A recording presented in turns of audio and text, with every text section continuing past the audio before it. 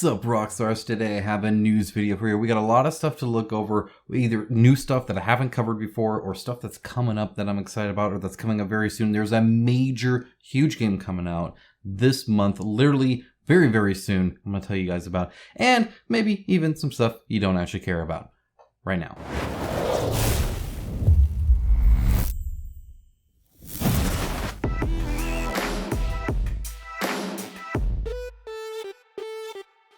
As always, a huge shout out to my patrons and YouTube members. It is through their financial support that this channel is possible. If you appreciate the videos, I make every single way for you guys, and you can give even $1 a month. It does add up. I am incredibly thankful. There is a link down in the description below. Thank you so very much. Look, today is a great day because today I learned that Brendan Fraser had a 6-minute standing ovation for acting. If I thought I would have ever said that in my life again, I wouldn't have believed you, but the mummy has truly returned. I think that's awesome. That has nothing to do with the video. I just think that's super cool, and I want to start it on a positive note. Let's take a look at Space Lion. This looks like a neat card game. 29 bucks. That being said, 29 bucks is the standard, the retail edition with stretch goals, which isn't the retail edition at all, which is kind of funny. But 60 bucks for the deluxe version, and I'll tell you kind of what that does, and you can judge how worth it is to you. So, first things first, tarot-sized cards. Okay, so big art, which I really appreciate. It's going to look very pretty. It has multiple battlefields. Essentially, what you do is you kind of pick out your cards, and you have to fight the person to your left, to your right, and then it's a 4 versus all in the middle. And there's an AI, so you can play solo. In fact, there's an AI for every single faction. There's multiple different factions you can play. That seems all quite interesting and neat. I actually dig that. And then like any people that fought in pairs can't fight again, but otherwise they can. So like these two couldn't fight again and stuff like that. It looks like it probably plays pretty quick, which I appreciate. This is like, and this is what you get. Like it's pretty straightforward. Again, that's why it's just 30 bucks. But you get, some tokens and these big, player boards, and then all these nice tarot-sized cards, which is cool. That being said, only 15 cards per army. That's kind of the one bummer. I would like to see a lot more of that, just so there's a lot more variety. I feel it with 15 that after I've fought in one faction twice, I've seen everything there is to see about it, kind of thing. Like I'm big on when it comes to card games, a lot of replayability is what I want out of a card game. I worry that's not enough. But, I mean, we'll see. I'll dig more into it. I mean, it is only 30 bucks after all. The deluxe version gives you dual printed plastic. They call them plastic towers. They're 2 inches by 2.5 inches. So it's actually fairly large. So you get these different towers because your towers can get hurt or you can. So you're kind of bringing through that. Stuff like this is super cheap. I mean, everybody has this. Is not typically known as a deluxe version. Otherwise, it looks like you get tokens, which is kind of odd. I almost feel like that's more expensive than this. Maybe it's not, but honestly, it seems kind of weird. Thicker punch board player boards instead of just the cards is my assumption here. And then a metal priority token that's, whatever. Plus you actually get 2 extra units. Now see, that's kind of the bummer, right? That's a little bit of a FOMO thing kind of going on there. Because I would definitely want the 2. But like I said, 15 seems like too little. 2 more in each one sounds quite nice actually. So, I mean, whatever. But it also has the solo mode. So that's another benefit. 2 posters, nobody cares. And a plastic insert that holds sleeved cards. So you can sleeve these tarot-sized cards. They'll look really, really nice. I don't know how much you're shuffling, but either way, you're going to want to protect these cards. I think that's super cool. So whether that's worth the 60 or not, that's up to you to decide, I suppose. The art looks awesome. It looks like a Samus kind of thing to me. If you read the rule book already, it tells you kind of about it a little bit. Feel free to read this. Honestly, I love the look of it. I love quick little fun card games. If it's 60 bucks and I own everything, I might swing for it, guys. I don't know. It's kind of we'll see. We'll see. Yeah, no promises. Next up, we have Anawak. I don't know if I'm saying that right or not. This is final launch. It was supposed to launch, like it was launching today at time of recording, but it took a long time to do it. So it's now finally recorded or released, but it's like it was way late in the day, which is kind of odd. I don't know if it's European time, perhaps, or something like that. But either way, it's there now. That being said, 21,000 of 195,000 goal. To be honest, I don't think they'll make it. Now, probably fairly early to be calling that, of course, but just kind of my opinion on it. I think there's a lot of cool things about it and some things that perhaps need some work. One of the things I think that's kind of rough is like even the first picture you see, it looks really dark and it looks really busy. What I mean by busy is like it's really hard to tell the terrain, kind of what's going on without really looking at it. Then it looks quite brighter in here, but it also doesn't look like it flows very well. Like it looks very patchwork to me and kind of sporadic and random. The scale obviously is way off. You're these huge people moving around on kind of the tiles there. And just in general, it looks like there's a lot of like writing and a lot of textures and stuff like that. Like this doesn't look pretty at all. I don't even know what these arrows really are trying to show me. But I don't know. It's unfortunate. This looks kind of cool. So you have a farmer, and then you can either be a weapon bearer, a warrior, an archer, an owlman, or an undead for this person anyway, for that army. And then they have the different armies, and the different armies look pretty cool. I can't even pronounce that one. That's fun. 15 different battle scenarios. Okay, I can dig that. It's not terrible, but it's not bad. A whole new world to kind of go. It's very, very cool how they were definitely inspired. I think the renders look pretty good, except for the female archer, which they said is old and that they would change it, but it's in multiple places and they still haven't changed it. So I don't know, whatever. This looks kind of ugly. Like it's a really small text and the texture, do you remember when like phones, like that, you remember you'd get like the iPhone and it'd have all this like fake texture on it, like they'd put the clock on like some fake chrome thing, and your notepad had like fake paper texture to it, and like that was never good. I feel that way here too. I appreciate the whole texture and stuff like that. I don't think it looks good for a text overlay and a box overlay, in my opinion. And this is throughout. See, it has like all this texture stuff, and I get the theme that they're trying to go with there. I really do actually. But I don't know. To me, it's distracting. Like I think this looks a lot cleaner than this, in my opinion. But what do I know? There's the archer lady. She's gonna hurt herself when she fires that bow. That's all I'm saying. That's gonna hurt. I don't have them, but I can imagine. So anyway, yeah, feel free to check it out. Of course, 110 USD. That's I think fairly standard. One of the bummers is it says up here. Like 85 miniatures, but it's really hard to see those 85. They don't show that very well. Like I don't know, like show me all 85 in like one go. Show me what you're getting in the box. If you want $110. That's kind of how I feel about that. Next up, Dune War of Arrakis. This is coming out on the 14th. That is next week at the time of recording. If you're seeing this late, you should subscribe and hit that bell icon so you actually see the videos as I post them, so you're better prepared. That's my whole goal, is to get you guys educated on what's out there, what's going on. And that is going to be big. I did show this off in a Gen Con video where I showed off the minis. They're about that big. The Dune Worm is about that big. So the Dune Worm is slightly larger than like a normal like 40k mini, for instance, I would say. So they're definitely small. They're larger than I think some people feared, but they're definitely not big minis either. So if you want to paint them, just keep that in mind. Keep that in mind. But it looks like you get quite a bit of them, and they look well sculpted in my opinion. Next up, Fateforge Chronicles of Kaan. I don't know how to pronounce that. Looks pretty neat. 3,299 followers. How am I just now covering this? You guys knew about it. You guys need to let me know. Let me know if you know about a campaign that looks interesting that I have not covered. Seriously, let me know. I'd love to cover it. This is by Mighty Boards. They did the Hamlet game that got a whole bunch of buzz that everybody, including me, thought looked kind of neat. Obviously, a much different game here. In fact, it is a cooperative RPG like action adventure for 1 to 4 players, about 35 plus hours of game time. But the scenarios, you could play up to 2 scenarios within an hour, so they're very quick. I'm a little hesitant on that. That seems like, first of all, a ton of scenarios. That means there's like over 60 scenarios potentially. And I worry about how much each of those are A+ tier. In other words, do they need to trim the fat a little bit? Is there a little filler in there, a little bit of grind in there? We were just talking about Etherfields, which they brought up Tainted Grail, and kind of the worry that, hopefully ISS Vanguard isn't also a grind fest. Like they're, Awakened Realms tends to kind of lean into. So we're hoping that's not the case. Hopefully that's not the case here. That being said, it is an app-driven narrative game. So it is app-driven. However, and I think it even says it down here, what the app's doing.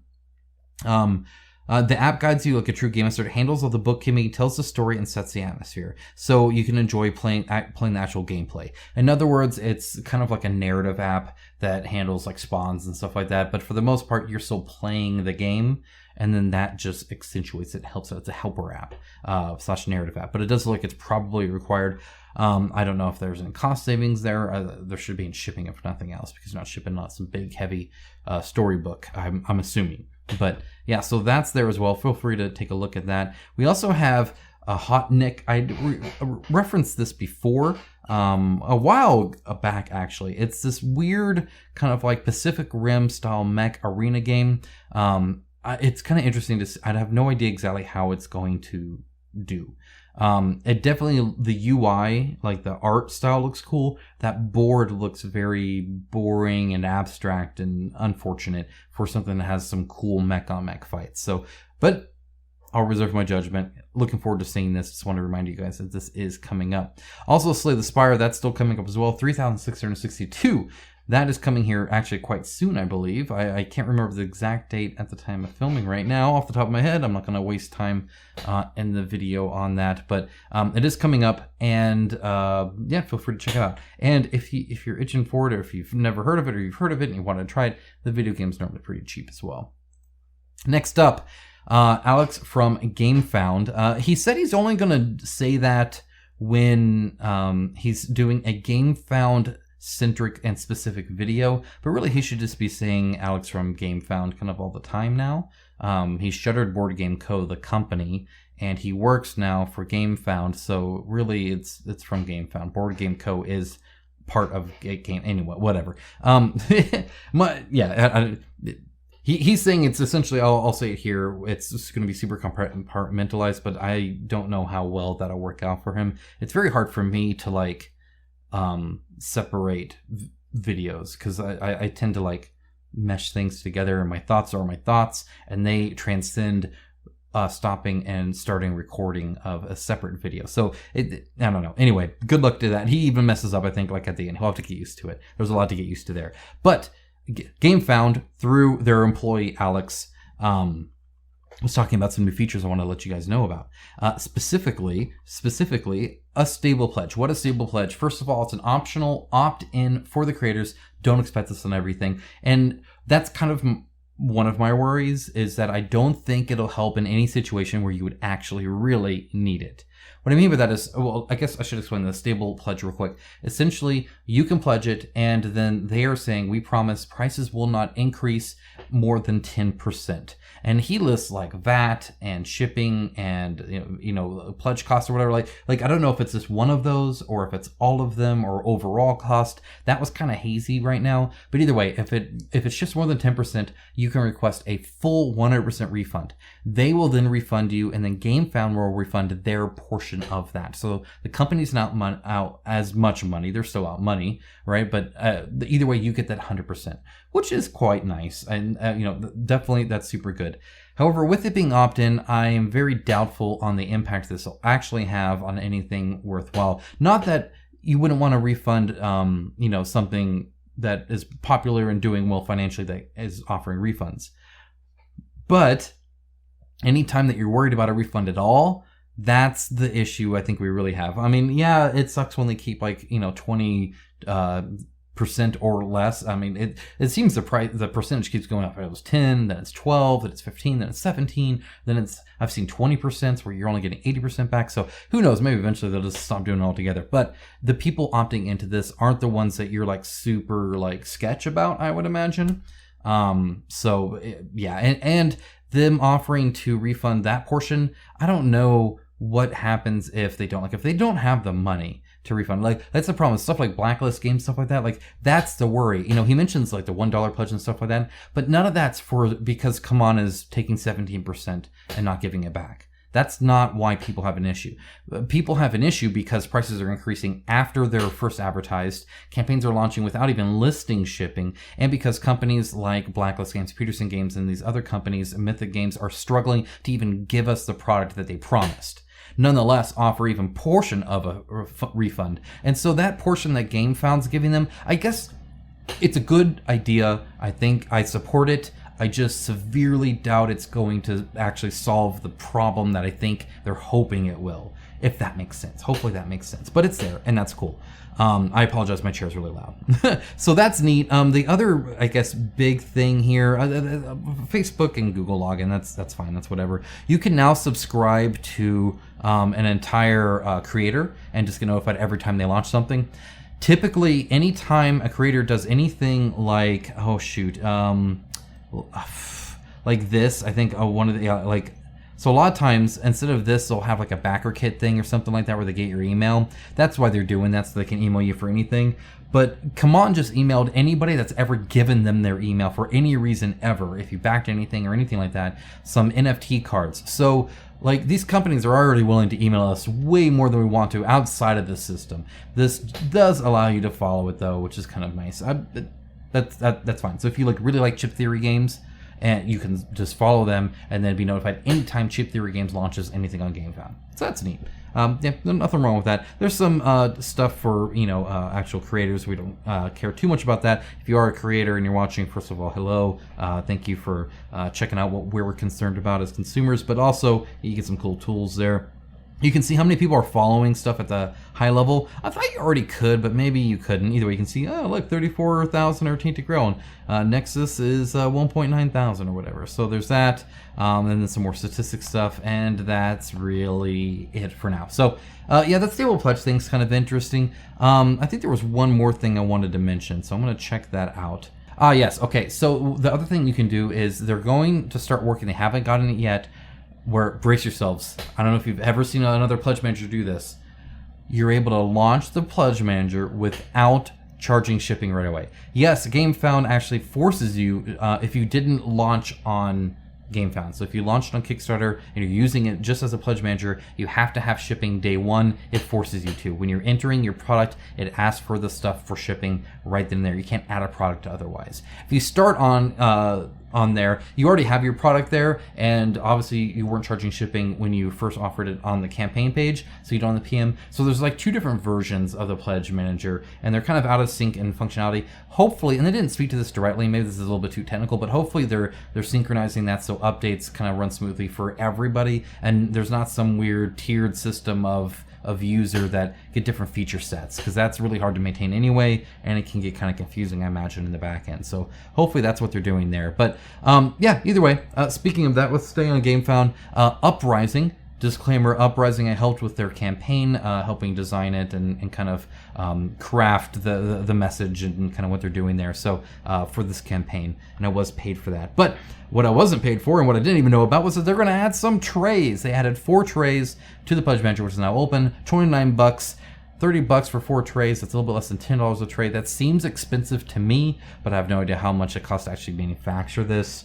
But it does look nice. It looks very robust. It holds cards, so you're not holding the cards. It has little token crevices right there. I just covered the worst deals, and some of the worst deals had just about as much space for that, and they were selling them for $20 each because they were like made out of wood, which is just silly. But either way, there's a lot here, which is nice.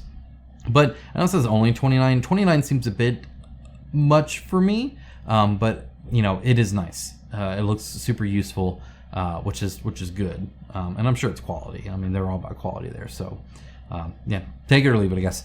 What I will leave you with is a message to go buy the Cowabunga Collection Teenage Mutant Ninja Turtles video game. Yes, it's a video game. Yes, it has nothing to do with a board game. But if you're like me, and I've seen your guys' age range, and you guys are like me and up, and so you guys know exactly the awesome games that used to come out for Teenage Mutant Ninja Turtles, and you can get them all right now. Play them on your Switch or PC or whatever, so go ahead and check that out. Guys, have a wonderful rest of your day. If there's anything I missed, anything coming up you want me to take a look at, ping me, Discord, Facebook, carrier pigeon, knock on my door and freak me out, comment down below. Let me know what's going on, what I need to be looking at. Have a great rest of your weekend. A Primal Mini unboxing, that's coming up. Check that out. We've got 2 different reviews coming out, so check that out as well. Guys, have a great rest of your day. Bye.